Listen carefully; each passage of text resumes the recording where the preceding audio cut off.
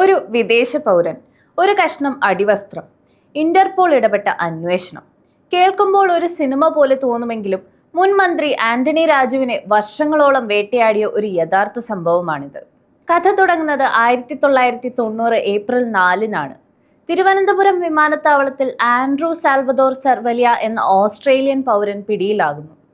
അയാളുടെ അടിവസ്ത്രത്തിൽ ഒളിപ്പിച്ച നിലയിൽ 61 ഗ്രാം ഹാഷിഷാണ് പോലീസ് കണ്ടെടുത്തത്.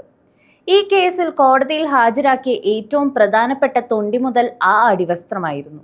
ആദ്യഘട്ടത്തിൽ കേസ് പരാജയപ്പെട്ടു. സെഷൻസ് കോടതി ആൻഡ്രൂവിന് 10 വർഷം തടവും 1 ലക്ഷം രൂപ പിഴയും വിധിച്ചു. അന്ന് ആൻഡ്രൂവിനായി വാദിച്ച പ്രശസ്ത അഭിഭാഷക സെലിൻ വിൽഫ്രഡിന്റെ ജൂനിയർ ആയിരുന്നു ഇന്നത്തെ MLA ആന്റണി രാജു. കേസ് തോറ്റെങ്കിലും പ്രതിയെ രക്ഷിക്കാനുള്ള നീക്കങ്ങൾ അണിയറയിൽ തുടങ്ങുകയായിരുന്നു. ജയിലിലായി 4 മാസം കഴിഞ്ഞപ്പോൾ ആൻഡ്രൂവിന്റെ ബന്ധുവായ പോൾ കോടതിയിൽ ഒരു ഹർജി നൽകി. ഉപയോഗശൂന്യമായ വ്യക്തിഗത വസ്തുക്കൾ വിട്ടുകിട്ടണമെന്നായിരുന്നു ആവശ്യം. കോടതി ക്ലാർക്ക് KS ജോസിന്റെ സഹായത്തോടെ ആന്റണി രാജുവും പോളും ചേർന്ന് ആ അടിവസ്ത്രം കൈപ്പറ്റി. പിന്നീട് നടന്നത് വലിയൊരു ചതിയായിരുന്നു. ആ അടിവസ്ത്രം വെട്ടിമുറിച്ച് ചെറുതാക്കി വീണ്ടും തുന്നിപ്പിടിപ്പിച്ചു. വിചാരണയ്ക്ക് തൊട്ടു മുൻപ് അത് കോടതിയിൽ തിരികെ ഏൽപ്പിച്ചു. കേസ് ഹൈക്കോടതിയിൽ എത്തിയപ്പോൾ പ്രതിഭാഗം ഒരു വിചിത്രമായ വാദം ഉന്നയിച്ചു.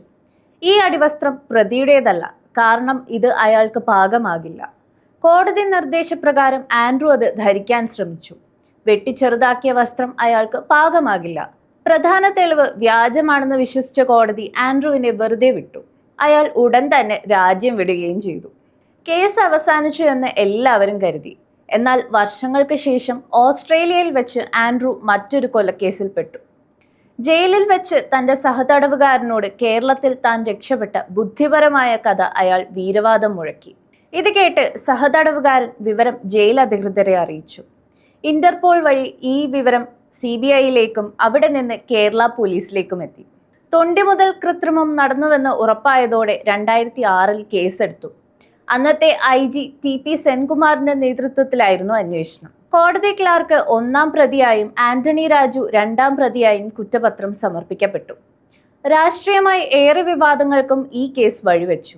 നിയമത്തിന്റെ പഴുതുകൾ ഉപയോഗിച്ച് കുറ്റവാളികളെ രക്ഷിക്കാൻ ശ്രമിക്കുന്നത് എത്ര വലിയ പദവിയിലുള്ളവരായാലും എന്നെങ്കിലും പിടിക്കപ്പെടുമെന്നതിന്റെ ഉദാഹരണമാണ് ഈ കേസ്. പതിറ്റാണ്ടുകൾക്ക് ശേഷവും ഈ അടിവസ്ത്രം ഒരു രാഷ്ട്രീയ നേതാവിന്റെ കരിയറിലെ കറുത്ത പാടായി അവശേഷിക്കുന്നു.